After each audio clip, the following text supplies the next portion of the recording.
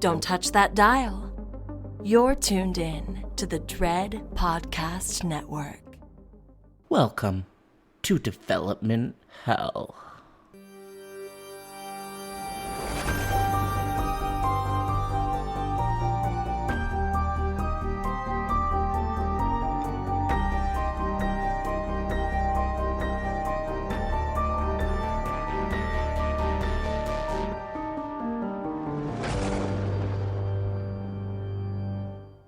For every horror movie that hits V.O.D, countless others end up D.O.A.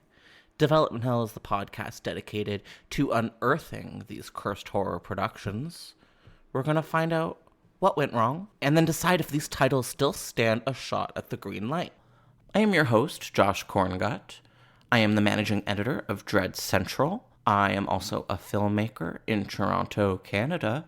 This podcast is a proud member of the Dread Podcast Network.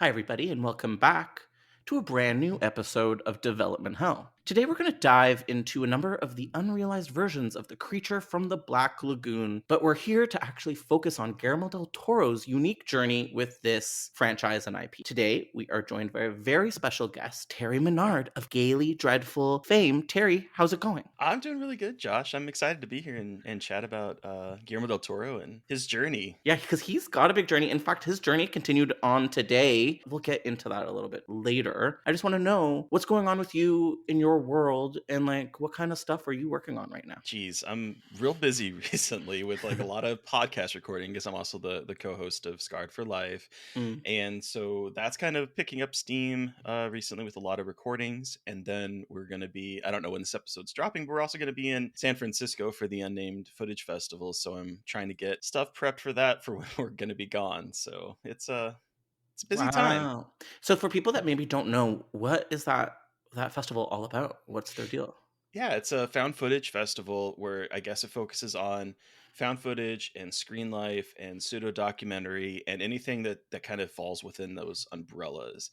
And so there's a lot of really good indie found footage films. I know this year they have this I'm using quotation marks lost film from 2011 that was like a kind of a found footage Survivor like movie, Cool. like based on Survivor that they were trying to at the time sell as a real like reality TV show before it just vanished, and that's playing. So I'm really excited to see that. Yeah, I'm excited for you guys to go to that festival. I'm going to be heading to the Overlook the week after. I feel like has festival season begun already? Oh, I know. Say? I'm telling you, it's ridiculous. Like I had Sundance and then it was quiet for a bit. And now between like South by is popping up and Unnamed, and then we're going to get into Overlook as well as Panic Fest is coming out in April and Salem. It's like everything's happening.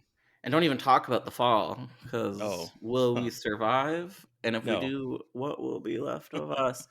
Well, on today's very special episode of Development Hell, we're going to go down kind of a unique path. As I mentioned, we are talking about the creature from the Black Lagoon and its many sort of unfinished, unrealized remakes. But we're also taking a bit of a route with Guillermo del Toro and talking about his unmade remake and how that turned into a very different movie that I'm really excited to talk about and will reveal, I guess, a little bit down the line. Terry, if it's okay with you, maybe I could start off by giving a brief seminar on the creature from the Black Lagoon. This is a 1954 American classic horror movie, black and white, released in 3D, horror movie back from the day, and it was produced by William Allen and directed by Jack Arnold. You might have heard of it. It's one of the very classic Universal monster horror movies. This is the one with the Gill Man, the sort of swamp man. And it starred Richard Carlson, Julia Adams, Richard Denning, and Whit Bissell. So this is a movie about a group of scientists who have decided very sort of unfortunately to go down to the Amazon. And this is where they encounter a humanoid amphibious creature deep in the rivers down there. They know him as the creature, but sort of, I think, through the zeitgeist, we're sort of getting to know him as the Gill Man. This guy was played by Ben Chapman, when he was in the rubber suit on the land, but underwater was portrayed by a different performer, Raquel Browning. You know what's interesting though? So the person that created the initial suit or the design for it was a woman, and Oh. her story was not.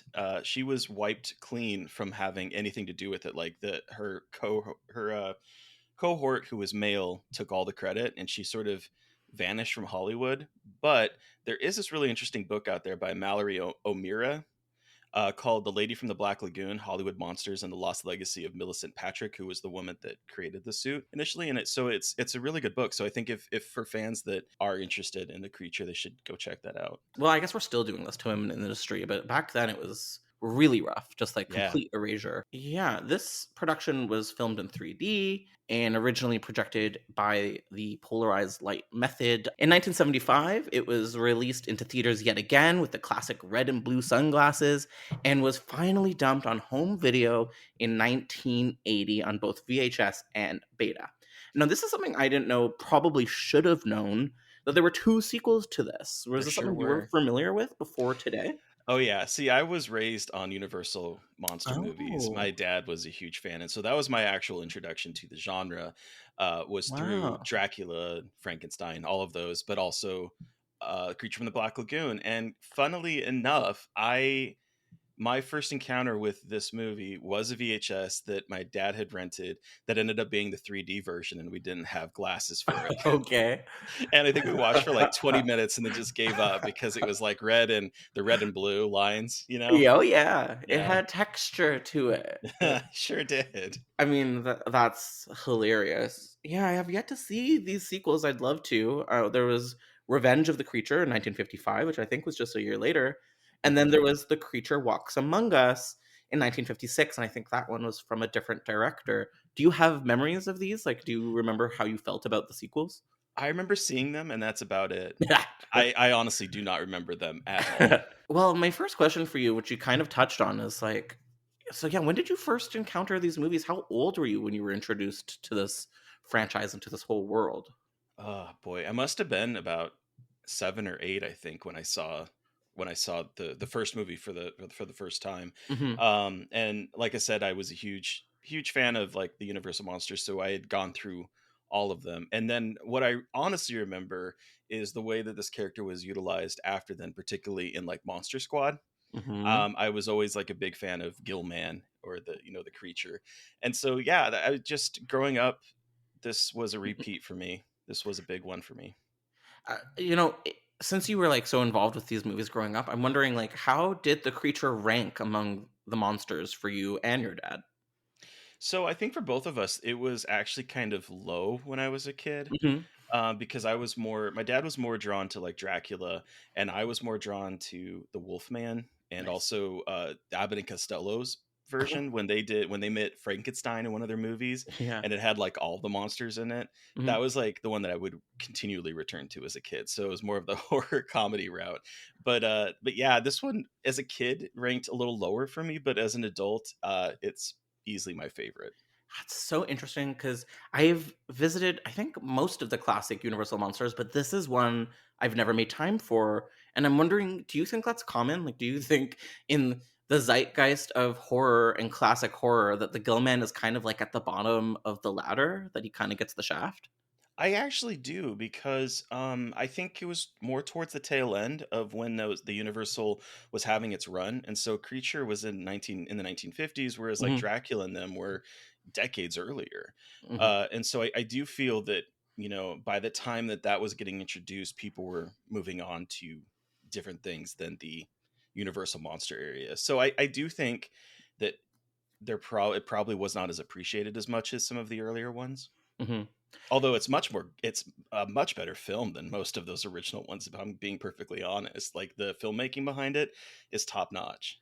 Well, I was thinking that too. I saw it for the first time last night, and it's really beautiful, especially those underwater sequences where, this must have been, complicated technology now, even now, with there must have been giant pools that they were shooting this in. Really beautiful techniques underwater, and it was like really something to watch.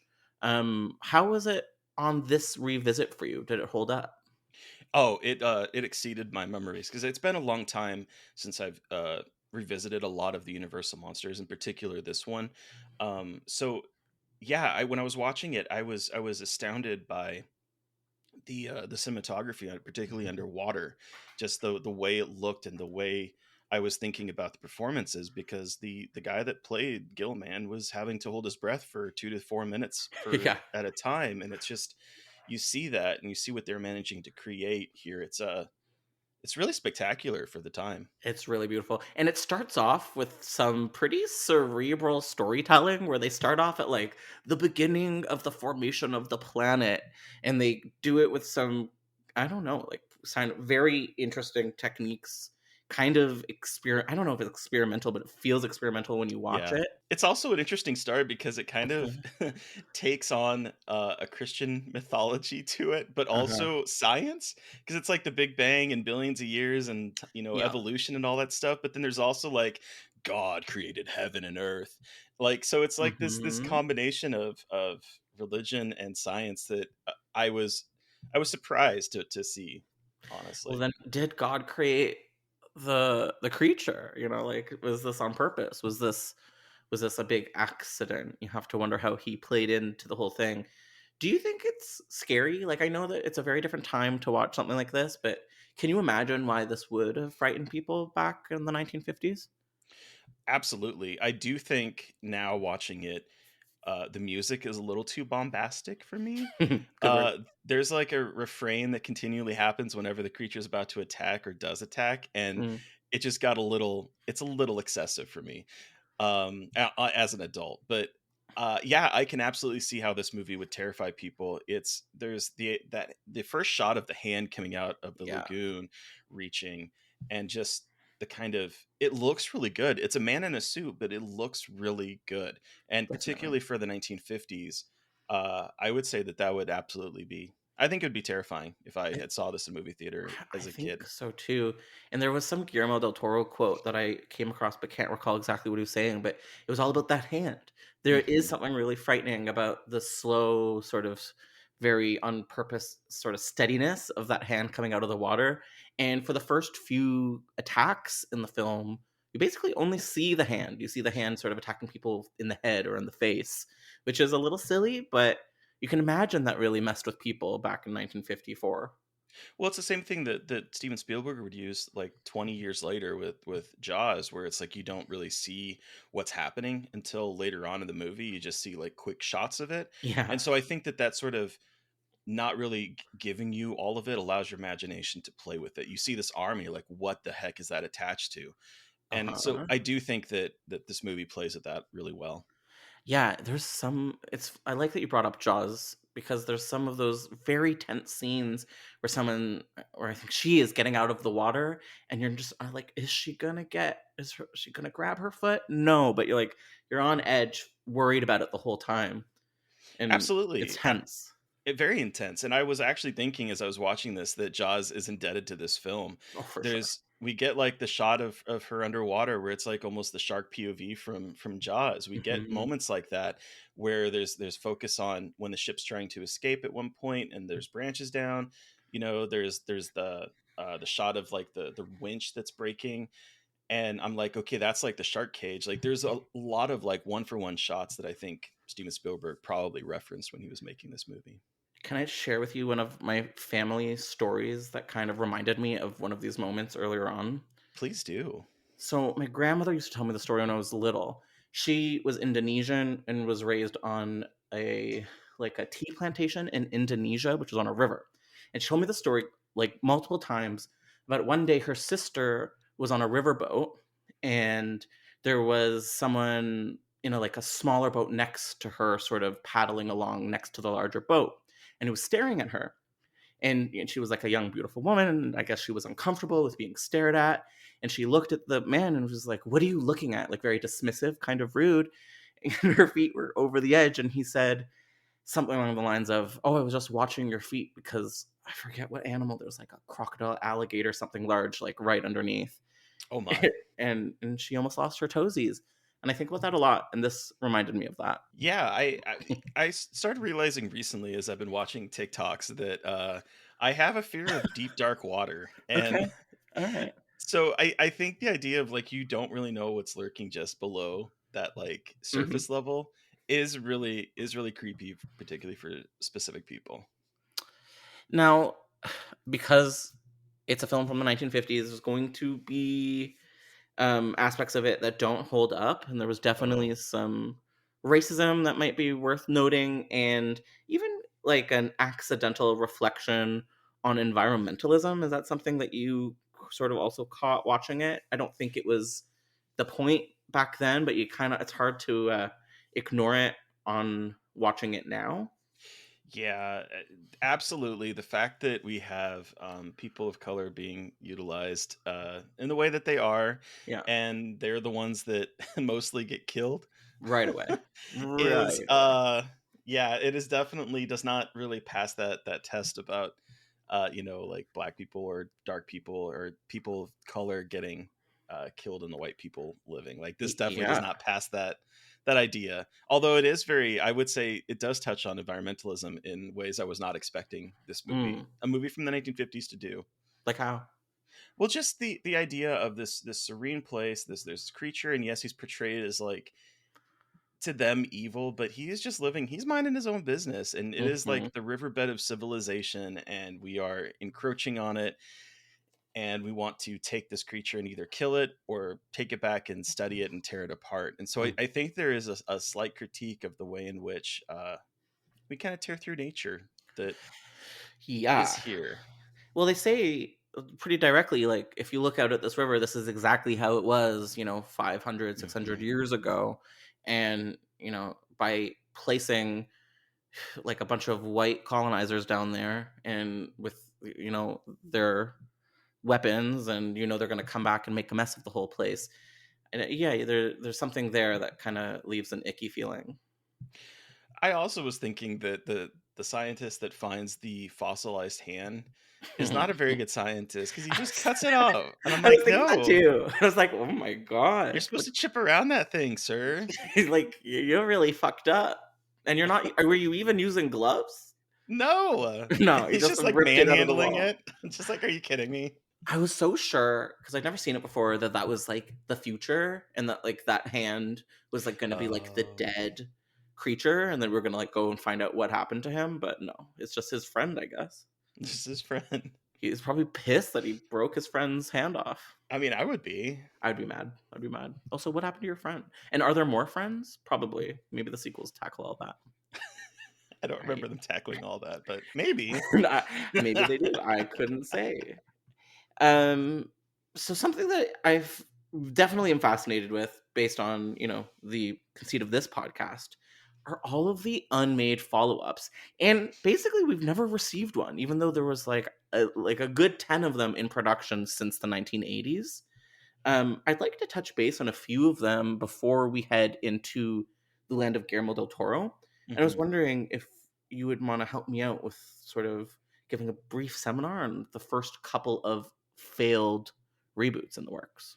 Yeah, sure. I know that in 1982, John Landis was basically campaigning for Jack Arnold of the original film to do a remake, which I Mhm, thought would be kind of cool. I mhm. think I think this would have been really interesting to see in the 80s, just because that was the kind of the time where a lot of 50s movies were remade, Yep. and they did really good job with them, from The Blob, The Fly, and The Thing. It would be interesting to see, although I think they might kind of ruin what this thing was going for with 80s excess, probably, Yeah, probably. but yeah, I know that was like the first attempt. Wait, before we move on, can I just tell you what we all have favorite decades? Yeah. You know what my favorite decade is? What's that? My favorite decade is the 1950s as presented by the 1980s. Oh, okay. So like Full Like of Hope and Grease, or like they just like don't totally. Oh, I know that might have been the 70s, but they don't totally get it right. But there's something about it that I find, I don't know, very comforting. it's nostalgia porn.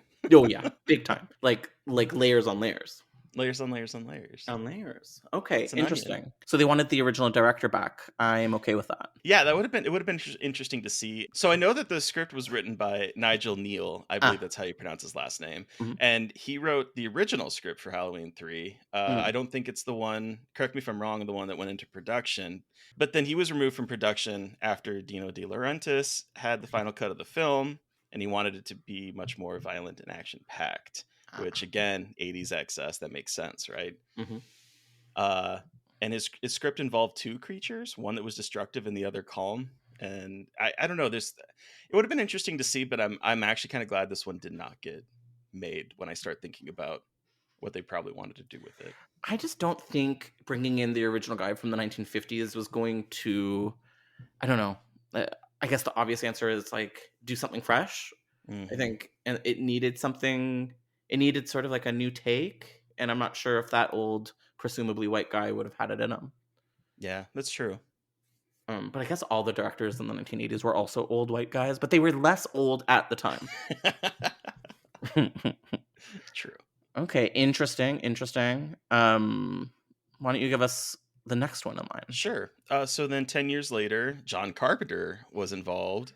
Oh. And that would have been interesting. I know that effects wizard Rick Baker was hired to create the early 3D sculpts for the project, and that would have been interesting. John Carpenter in the 92s, that would have been like... I would have been very fascinated with that.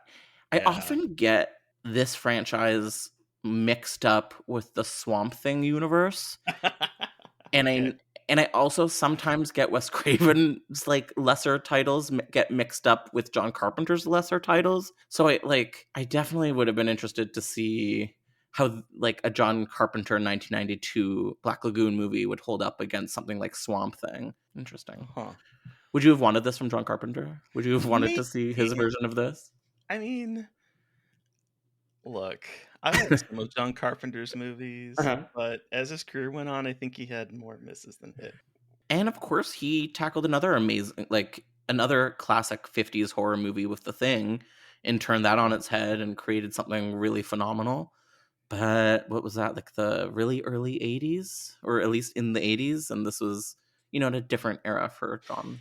Yeah, but it would be interesting because this movie would have come out the same time as Wes Craven's People Under the Stairs, so that'd be interesting to see. Well, I know that someone else of rather like large note was next on the chopping block. Oh, Do you want to tell us about that? Peter Jackson. Damn. In 1995. Shit.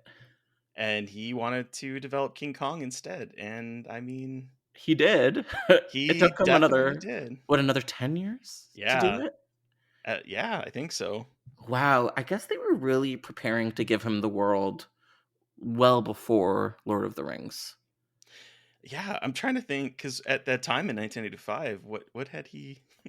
It was only those like little splatter movies that I'm aware of. That's what I was thinking. No, there was Heavenly Creatures. Did that come out in 95? I think that was, if I had to guess, I would say 94. Okay. But that's a guess. So should we look into that? Should we just... I'm pulling it up right now. Okay. I have to say, usually I'm pretty good at guessing years. 94. Fuck yeah. Look at you. I'm a year psychic, just so you know. Just so you know. Wow. And I don't actually know the info, which would be more impressive. Okay, so this was right after Heavenly Creatures. They wanted him to do Black Lagoon. Interesting. This guy could have pulled it off for sure. True. But the team, the writing team behind it, I don't know. Space Jam. Oh no. Trading Places. No. Twins and Kindergarten Cop. So the people that brought us Space Jam and then Peter Jackson and then Creature from the Black Lagoon, tell me you wouldn't want to see that in theaters. It's not going to be good, but you want to see it. Oh, this was totally a horror comedy based on this. I hope so. I don't know for sure though, but I'm definitely fascinated. I think this was around the same time that he was developing this was a few years after he was developing a Freddy Krueger movie, because he was going to do the 6th entry, which was pretty cool sounding, and then they went with something. Are you familiar with all the Nightmare movies? Oh my, Sorry, Girl, I can't just assume I anymore. am a Fredhead for life. Okay, me too. Okay, well then you know that part 6 it's rough stuff. It's something else. It's So Freddy bad. meets Looney Tunes. And like I'll definitely watch it about 40 more times before I die, but it's horrendous. Oh, it's okay. It's horrendous, but it's not as bad as 5. Oh, see, I disagree. I disagree. I think 5 is misunderstood. It's underrated. I kind of like it's a Ugh. part of that middle trilogy. It's still creative in a way that 6 kind of lost that magic. Like some of the kills are still like bonkers, crazy town banana pants, and I Oh, feel they like are. actually 6 still has a couple of those. So what am I saying? Wow, you prefer 6 to 5. Very interesting. No, I you mean, have to note it down. this is like very low, very, very low. Like there's a gulf of distance between those movies and the rest of the franchise for me. Okay, if someone was like, you have to pick right now, we're either going to be putting on part 6 or the remake. What would Part you pick? 6. See, I think I'd pick the remake only because I've only seen it like once or twice. So I do want to revisit it to see what's going on. It's horrible. Yeah, I remember it being bad. It's boring, and I'm sorry if you're going Not to boring. like if you're going to take iconic moments from the original one, which I'm happy with you doing, you got to at least meet, if not exceed, those moments. And the iconic Tina death is not iconic in the remake. And I'm like, no, all I'm going to be doing is sitting here comparing this to the original, which is a perfect movie. Okay, but you know what they do beat the original on? Hmm. The Connie Britton death. Which if you she's pulled through the mirror, right? Yeah, which is better than the cardboard box getting pulled through the window. You have to give it that. Do I though? And Connie Britton, I prefer there's no cardboard 1 box. here. I love her. She's great. Ugh. And then Rooney Mara just being like, I hate Nightmare on Elm Street. And I was like, stop. You don't respect it. You need to leave my house. But it has Kyle Gallner in it. I know. What a cutie. He is. Like, the cast is actually pretty good. Like the cast is like a talented group of people. Oh, it should have been good. It should have been good, yeah. It wasn't though. Where's Freddy at? Huh? Where's she now? Hiding with the creature from the Black Lagoon. They're just making out. Ooh. I'm okay with Give it. me They're that both movie. hot in their own different ways. Give me that movie. Like, who would you hire for Freddy? For Freddy? Yeah. Not the actor, for the like who you'd hire to make it. Yeah. I mean, I would have to go with some like honestly an indie director that like Whoa. Not indie. No, I'm kidding. Yeah, probably. That's probably the way to go. Like I think that they need to go back to the original, go back to making a scrappy little horror movie. You know who I'd hire? Oh God, what was his name? Ronnie Yu. Oh my God. Bring back the U, okay? Didn't he do Freddy versus Jason? Yes, what do you mean, didn't he? Of course. And Bride of Chucky, the two most influential, important horror films, I think, of all time. Oh, that's a take. Would you be okay if I maybe dug up a little bit of the info on the unmade Guillermo del Toro version of events? Yes, please. So next in line, which I believe was 2002, IGN, our friends over there, reported that yes, best friend, BFF forever, Guillermo del Toro was officially attached to this remake. But I think that our friend over there, who just won an Oscar today, and we're very pleased to hear it, had a very different vision of what he wanted to see than the studio had in mind. He mentioned that he wanted to see it a little bit more from the creature's point of view.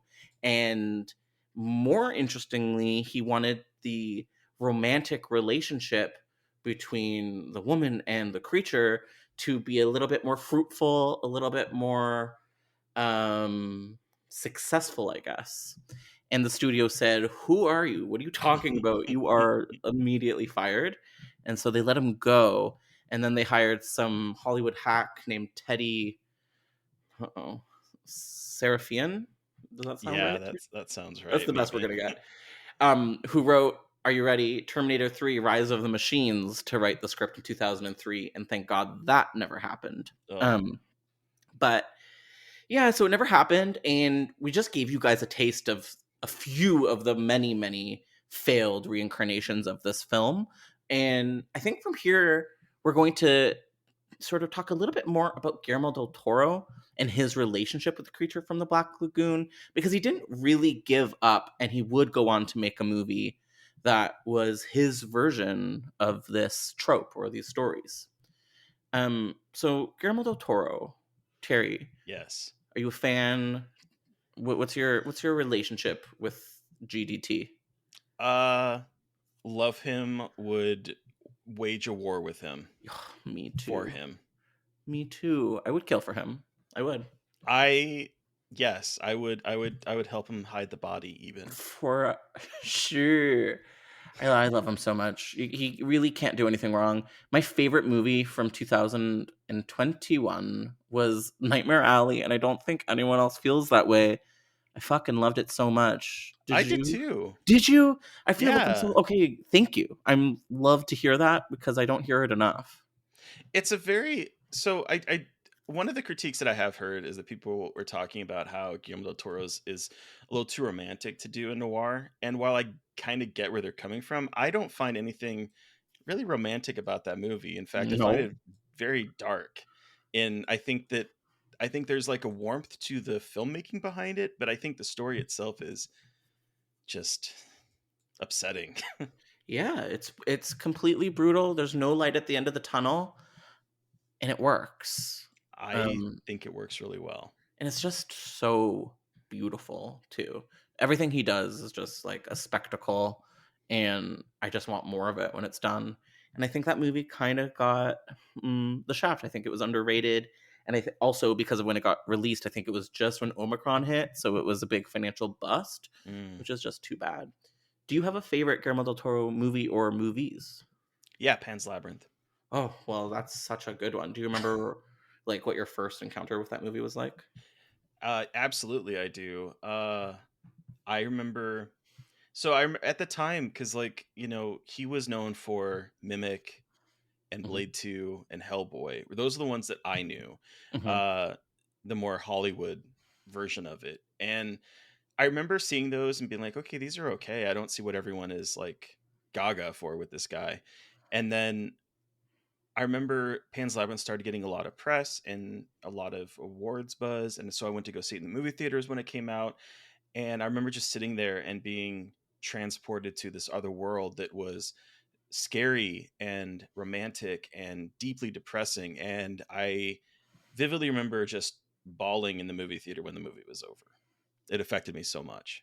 I mean, listen, I rewatched The Shape of Water today, and within the first 10 minutes, I was blubbering. And I don't know why, because it's not particularly sad in those first few minutes, but there's just something about how he tells a story, how he frames characters, specifically how he frames like ladies on screen, that really like gets to me immediately. And I guess I think the same for you.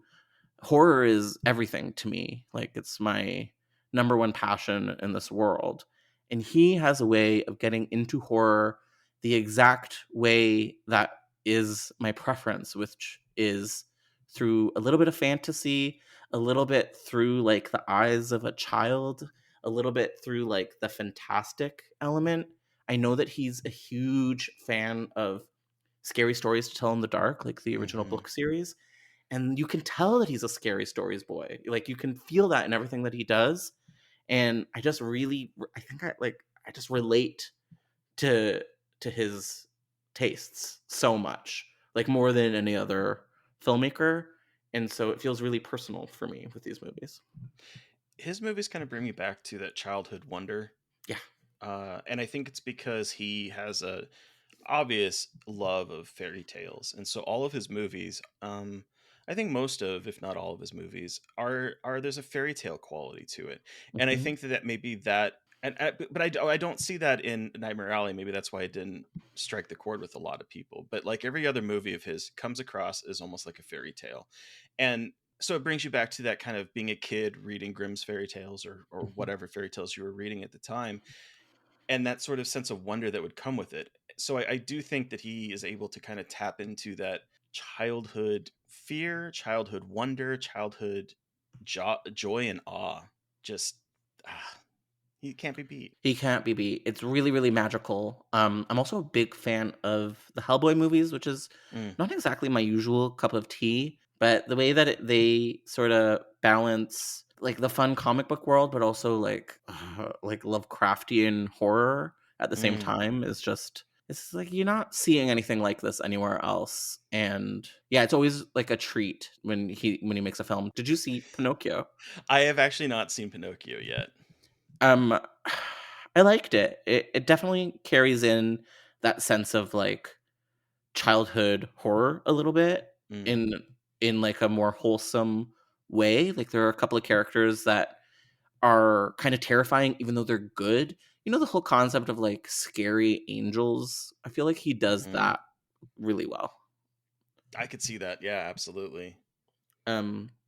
So this fella, ever since he was a kid, was a big fan of Creature from the Black Lagoon, and I think really wanted to make a version that was true to him.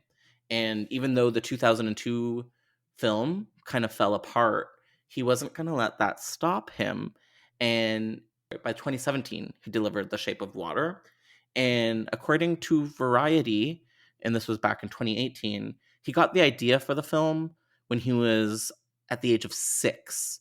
And he saw the 1954 Creature from the Black Lagoon with all the underwater shots of the gill man reaching out for Julia as she was swimming around. And he thought it was really romantic and exciting. And as a 6-year-old, he really assumed that the two of them were going to end up together. And he was actually shocked when it ended the way that it ends, which, spoiler alert, like they kill him. Like it does not end happily for the gill man. It sure does not. It doesn't. And he said, wow, like, I wish they would have ended up together. And then on quote, he said, I decided I would someday have to correct that, which I think is really beautiful. We're talking about how romantic his works are. And this one is romantic in like all of the literal ways. And it like makes me really emotional. Terry, would you be comfortable maybe delivering a bit of a brief seminar on The Shape of Water? I sure can try. Let me get out my glasses and Okay. Yeah, so The Shape of Water is from 2017. It's a romantic fantasy film. Guillermo del Toro directed, of course, written by Del Toro and Vanessa Taylor. It stars Sally Hawkins, an incredibly creepy yet somewhat campy Michael Shannon, Richard Jenkins playing a gay guy that I love. Doug Jones is the titular creature. Michael Stolbarg, which I always forget he's in this movie until I start watching. Wait, And who is he in Octavia. this? I think he was The Russian? yeah. What's his name? Oh. Why can't I think of what his name is? The doctor, yeah. Dr. Hofstetter. Yeah. And he's in such a Halloween costume that it's kind of hard to recognize. Yeah. Okay, and then I interrupt you before you said the last name. Octavia Spencer. Hell yeah. Who I love. Me too. She's queen. She has a really fun cameo in 30 Rock, one episode. Really. What is it?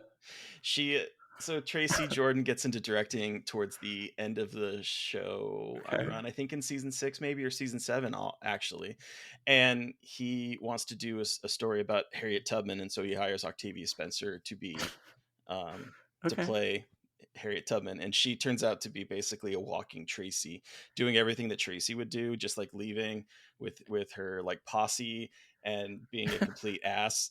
Everything that Tracy was doing, she was doing back then. It was really funny. But Does she play herself, or is she just playing? Oh my god! No, she plays herself playing Harriet Tubman.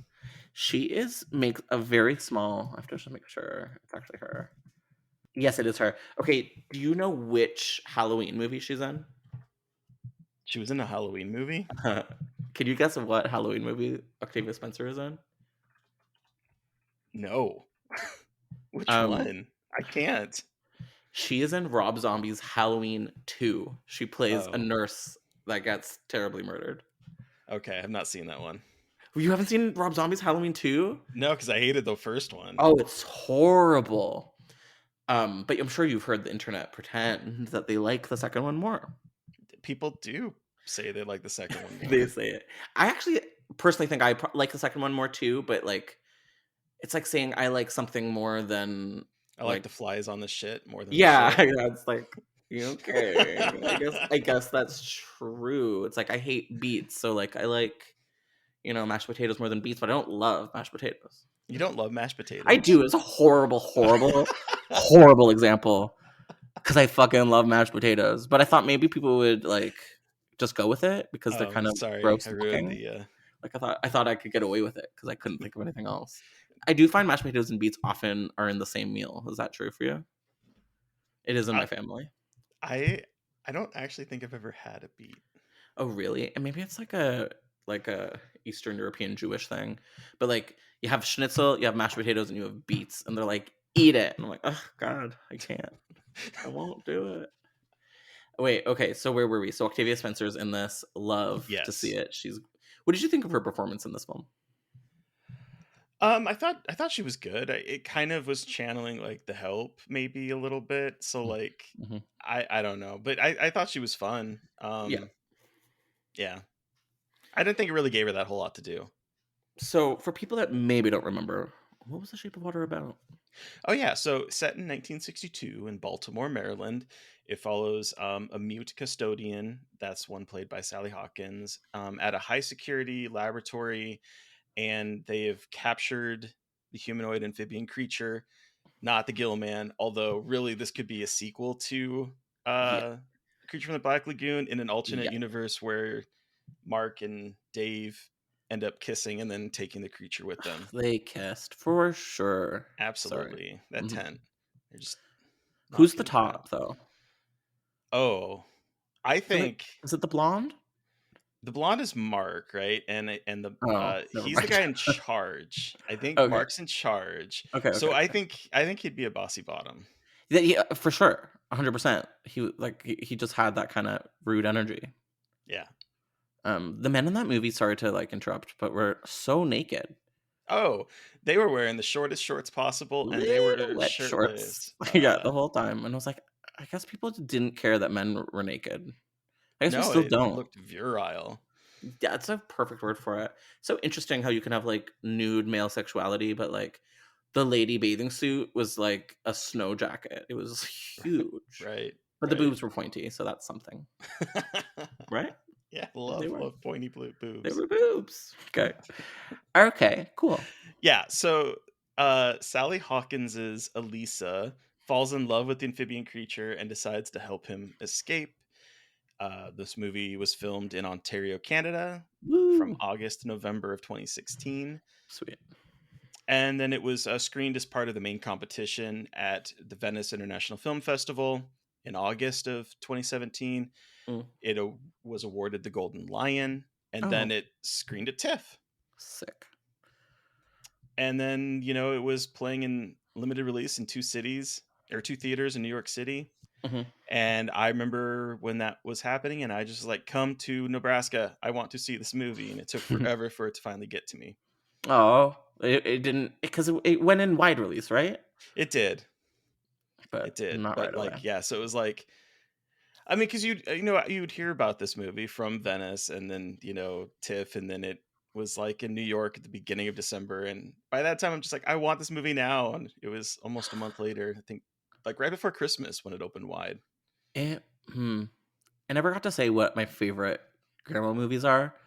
It may be a tie between Shape of Water and Nightmare Alley. There's something about these later year period pieces by him that are just, I don't know, so fucking good. Huh. Okay. Yeah. I mean, he has such a fabulous career, though. Like, it's hard. You could pick at most any of his movies, except Blade 2. I'm sorry. I know people. What? You canceled. She's canceled. I can't. You're canceled. What? You hate Blade 2?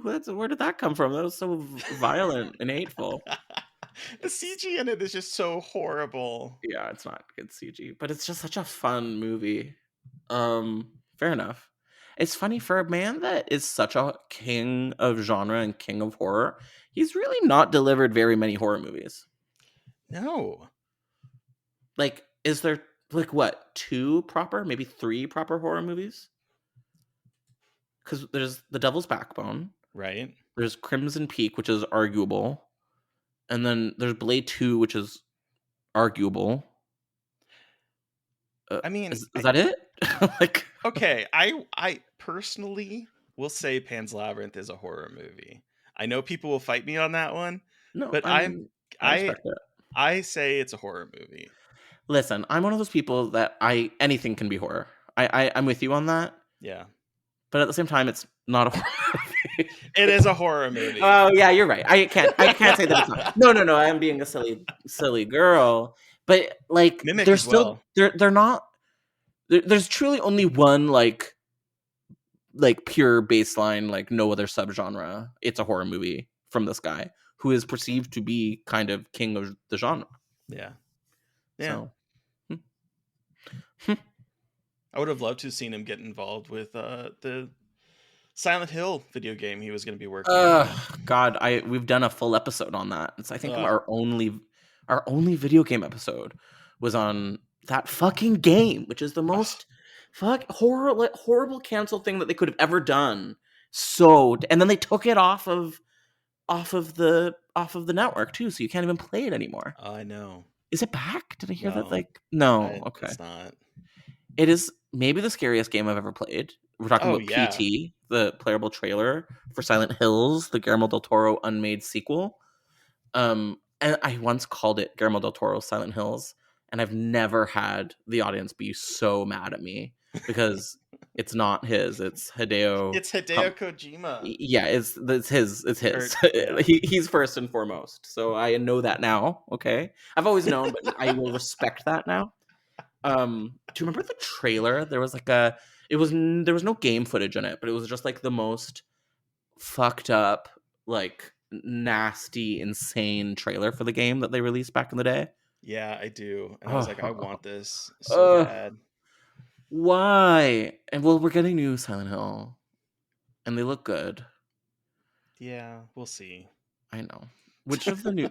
So, have you seen the trailers for all of the new Silent Hills? Yes, I don't really remember. That's fair. There's so many now. So, but because we're getting a remake for Silent Hill 2, and we're getting the one that takes place in Japan. Yeah, Forte or something. Yeah, Silent Hill F. And then there's one more, which is the one that I'm the most interested in, which is called Silent Hill Townfall, which I think it's by like Annapurna. Like, oh, they do good games. They do, and they make my favorite kind of games, which are like not real games. It's just like it's basically a movie, but it's a game, and you just like click and walk around, and weird shit happens. Yeah. And it's truly my favorite kind of game. So I'm excited for that one the most. Are you a big game buff? Oh, I'm a huge game buff. Okay, my favorite game of all time, and I have a hard time finding people to connect with me on it, is What Remains of Edith Finch. Oh, that's a good game. Oh, thank God. Thank God. It's one of those things people never can connect with me on. I love that game so much. I played it right in the height of lockdown. Oh, okay. And so now I have really imprinted on it. So, yeah. I mean, I really enjoyed that game. My favorite game, if you were to ask me, of all time is Bloodborne. Okay. I don't know much about it. Tell me more. Have you ever played any of the FromSoft games? No. Maybe? Okay. I don't think so. Dark Souls? Yes, and it was so hard.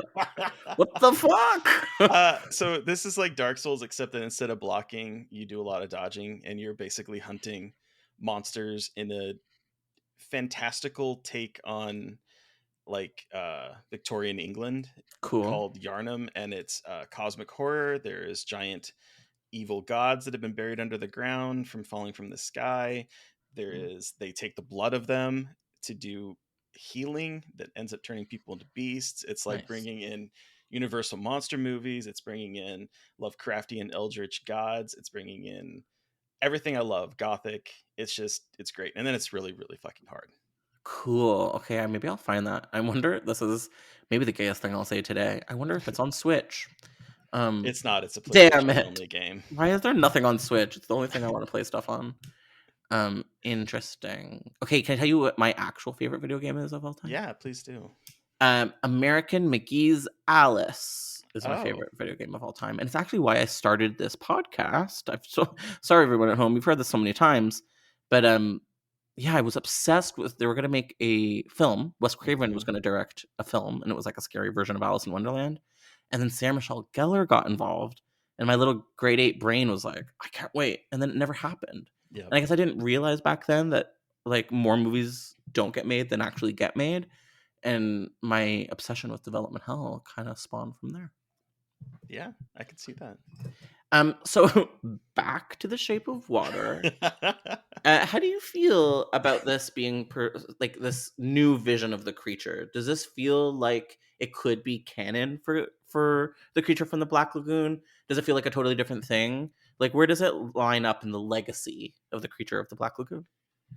I honestly, I personally think that this is what would happen if, uh, David and what's his butt? I can't think of what his name is off the top of my head. The creature? No, Mark and David Oh, were of course, to of course. capture Sorry. Yes. capture Gilman and bring him back because I think Michael Shannon's character, I think, is a really good stand-in for either one of those characters, Oh to be yeah. perfectly honest. And the way that there's a little bit of internalized homophobia there. There's a lot of toxic masculinity going on there. So I honestly think that this could have been like in a different world where the creature from the Black Lagoon ended differently. This would be canon for sure. He's like a realistic version of what those men are for real. Yeah, absolutely. Wait, what made you call him? I mean, I agree, but what made you describe him as campy? It's really, I think, and I don't think it's intentional, but there is the moments where he is at home and he is with his family contrasted with what he is like outside of it, and then you get like the fingers that are turning Yeah. rotten, Yeah. and he's sitting there smelling his fingers. There's an obsession with smelling fingers in this. Yeah. His wife does it earlier, and then he's sitting there smelling his rotting finger. There's like, I don't know, there's just a little bit element of that kind of campiness to that performance, and he gets really twirling mustache villainy by the end of it. Yeah, okay, so those are good reasonings for the campiness. How do you think this film handled its queerness? Oh, I think this movie understands outcasts so incredibly well, and the people that are marginalized by society. My heart broke for poor Richard Jenkins's My character God, me too. when he goes to this pie place that he keeps ordering these horrible key lime pie that look like jello. Like I don't know what is going on there, but it does not look like a key lime pie. And his No. fridge is filling up with them just because he Yeah. wants to keep going back to this guy that he's attracted to, who turns out to be a homophobic racist. Yeah, it's It's really just sad. like It was really sad. it And breaks my heart. it made me feel really single, honestly, on this watch. Oh, The sadness of this film really got to me, and it was really beautiful, but like it was really affecting on this rewatch. yeah. Yeah. As someone that is now 42 years old, queer and single, yes, absolutely. It definitely does. But I think this movie, what I love about it is the way that it ends up grouping a queer man, a mute woman, and a black woman together to pull off this heist for this creature that is looked at as other as well. And Yeah. so that's one thing that I think in general, not just with queerness, but just in the way Guillermo del Toro handles outsiders and people who are in the marginalized parts of society. Really, I find it really affecting in this movie, personally. Me too. Like talking about how these sort of outsiders are silenced and not heard, to the point of even having Elsa's neck wounds be, we think, the reason why she's mute, and then coming full circle at the end where they become her gills. It like I was a mess. Yeah. It was so affecting. God, is such a beautiful movie. And something that I was always kind of mad about, but also fascinated with, is there was such a positive response. People loved it so much. It was this historic genre win at the Oscars. I think it was the second fantasy film ever to win Best Picture after the third Lord of the Rings film. And then after all of that, I think people got cool on it. Do you remember this happening not long after the Oscar sweep? I don't actually. No. My perception is that people kind of turned on it, that it got too big too fast, and it was kind of like uncool to like it. And that always kind of like stung me because I love it so much. People are so fickle. They're little bitches. Does it still hold up the same way? Like, what, 5 years later? Absolutely. I saw this in the movie theater. I saw it maybe once when it came out on Blu-ray or whatever, and then I have not revisited it since. So it's probably been 4 years since I've seen this, and yeah, it absolutely holds up for me. Mm-hmm. And I think that I think on a rewatch I appreciated a whole lot more too, just the intricate way the story unfolds. Mm-hmm. That maybe on my first watch, when I was just, appreciating it for the joy that it was, I was missing out on. And I think that's why you mentioned earlier that you got a little misty-eyed from the very opening. And I think coming back to it and you realize what the story is about when you hear Richard Jenkins giving us this once upon a time, it will bring you back to the end of the movie immediately. And so I think on a rewatch, I can understand getting caught up in the moment with that because you know what's coming. I was hysterical. I was like, I need to call my therapist. Something's wrong. Before we head into conclusion territories, I want to ask about how this film handled its sexuality, in your opinion, because I remember that was like a big talking point when it came out, because there is some sort of vague interspecies, sex in the film. And do you think it was handled like poetically, or was there an element of camp to it? Like, do you think it works? Honestly, I wanted to see them go at it. Because we see some like pretty like there's masturbation in this film. They're not holding back from that. There's nudity in the film. They're not holding back from that. I don't know if audiences would have been able to handle that though. Give us Gilman dick. I know. Well, they talk about it pretty explicitly, or at least they like. I love the hand gesture she makes for it. Well, I didn't remember if we saw it or not, because I guess I remembered the hand gestures, but I didn't remember that's how it was presented. I just kind of I knew I had the information that's how, but I didn't remember how I knew that. And I was like, okay, so she tells me. Interesting. Yeah. I actually just think it's like even the sex in this film, and even the masturbation in this film, was just like kind of romantic and kind of wholesome and kind of nice. As ridiculous, so you mentioned camp. As ridiculous as it is that she stuffs towels under her door and is able to fill up the yeah. You gotta go with it. As campy as that is, it does create in a very small microcosm the shot that I think enticed young Guillermo del Toro from the very beginning of the woman floating and the creature floating underneath her. Like, we get that. It's more vertical than horizontal, but it's still that kind of moment that I think he wanted to create, and I think this was probably the only way that he could do it within the confines of the story. I think so too. But then you also get, even though they're nude, that moment of where Richard Jenkins comes in and they're just holding each other, and she's just so happy, and he's happy for her. Oh God, I'm happy for her. I'm happy for her too. But he's looking at like, at least some one of us has found love. Yeah. And that's heartbreaking. This movie is fucking heartbreaking. And he like risks it all because he doesn't believe it's going to happen for him. And honestly, in 1962, like, it wasn't. No, it wasn't. So he had to sacrifice so she could, and that's really nice. Even though now she's under the sea. I'm assuming. Which, okay, you mentioned interspecies. I don't think it's interspecies. I think she is. I think she's a Gill woman. She's Gill woman for sure.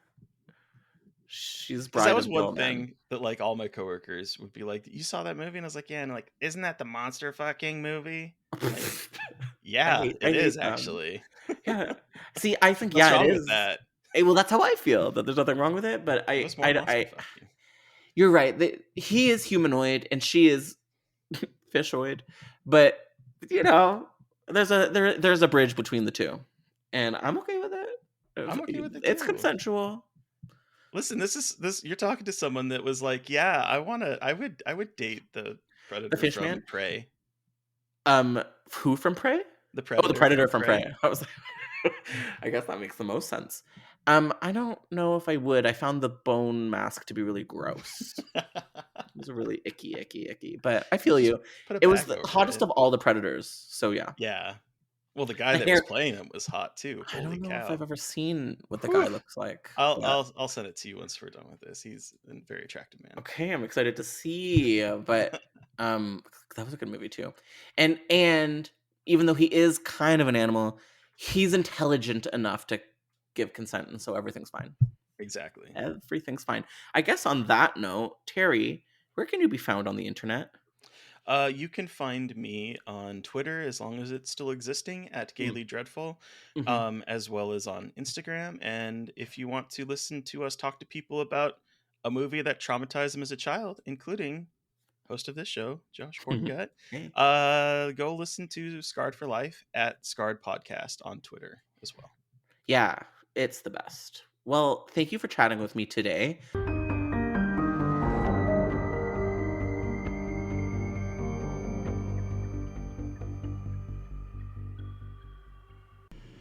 Thank you so much for listening to Development Hell. If you enjoy this podcast, then please do us a major favor of leaving us 5 stars and writing a positive review. It really makes all the difference in the world. We'll see you next week with a brand new episode of Development Hell. Thank you for listening to the Dread Podcast Network.